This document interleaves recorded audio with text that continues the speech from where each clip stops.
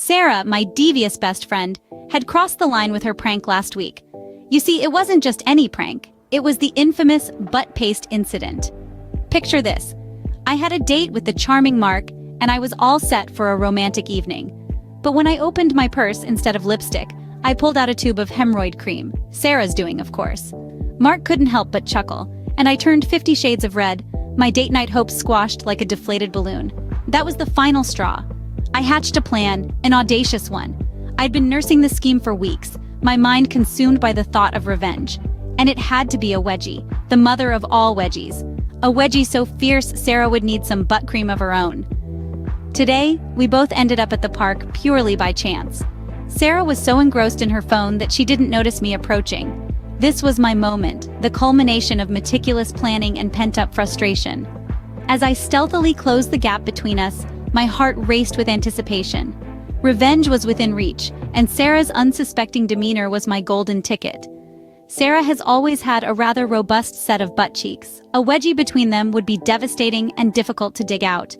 She was wearing jeans that day, which made my mission a tad trickier. But I was determined to pull off the ultimate wedgie. With lightning-fast reflexes, I forced my hand into her jeans, my fingers zeroing in on the waistband of her underwear. Sarah let out a startled squeak as I began the legendary wedgie assault. I screamed, "Wedgie time!" I couldn't resist announcing my intentions with a mischievous grin. In that split second, her eyes widened and she tried to wriggle away, but it was too late. I yanked with all my might, and her underwear shot skyward, revealing a pair of underwear that was a horrifying bright neon green. The fabric appeared to be some kind of polyester spandex material that made them glisten unnaturally in the sunlight. But what truly added to their embarrassment were the enormous polka dots. These weren't your regular polka dots. They were the size of tennis balls, and they were everywhere. Big, bold, and fluorescent orange against the neon green background. As I continued to yank, Sarah's underwear stretched higher, and the sight of those oversized, ridiculous polka dots was now even more conspicuous. It was as if they were taunting her, and the crowd's laughter grew louder with every inch they climbed up her back. I yanked, stretching her underwear to her mid-back, the bright polka dots now an absurd sight against her jeans. With another mighty pull, the fabric reached her shoulders, causing her to let out a surprised gasp. "Oh no!" she exclaimed. It was a neon beacon of wedgie glory, impossible to ignore. And with one more powerful yank, her underwear reached its peak. I got those undies right up to her neck. The crowd erupted in uproarious laughter as Sarah's face turned a deep shade of red. Sarah's reaction was a mix of surprise and laughter, a testament to the sheer audacity of the wedgie. I released my grip on her underwear, letting them snap back like a bungee cord. Sarah fell forward, her neon polka-dotted underwear finally freed from their humiliating constraints, landing on her butt with a resounding thud. The park erupted in laughter, and Sarah, still giggling and red-faced, pushed herself up from the ground. Okay, you win," she conceded between fits of laughter. That was the wedgie to end all wedgies. Sarah, being a good sport, turned to me with a playful scowl. That wedgie was insane. It was wedgied so deep up my butt crack I can feel it in my throat. I think I'm wearing a thong. She excused herself to a big oak tree, and we both knew what she was up to. With her jeans in the way, fixing that wedgie was no easy task.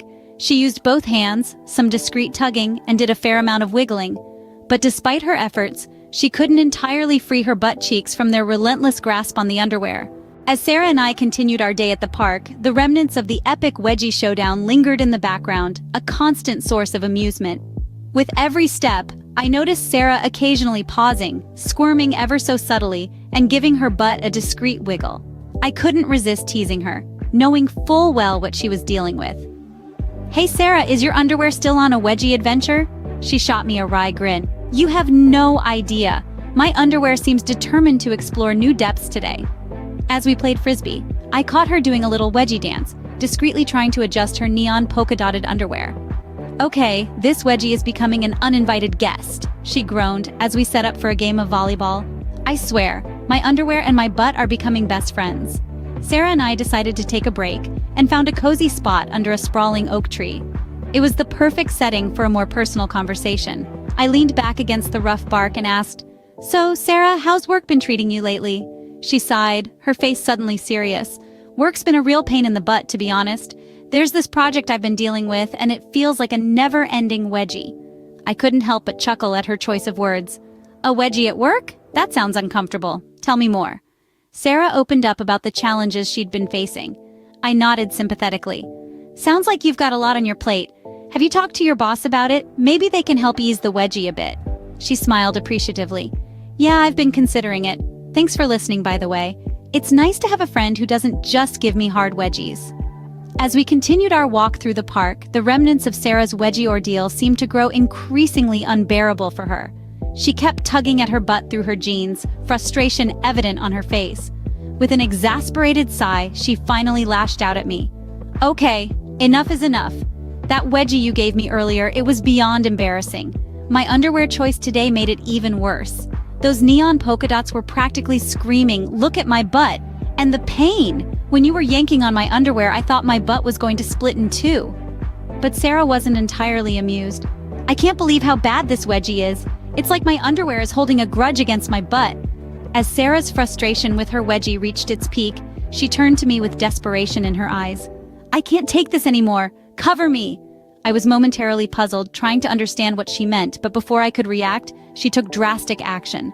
In a swift and unexpected move, she yanked her tight jeans down, revealing her neon polka-dotted underwear in all its glory.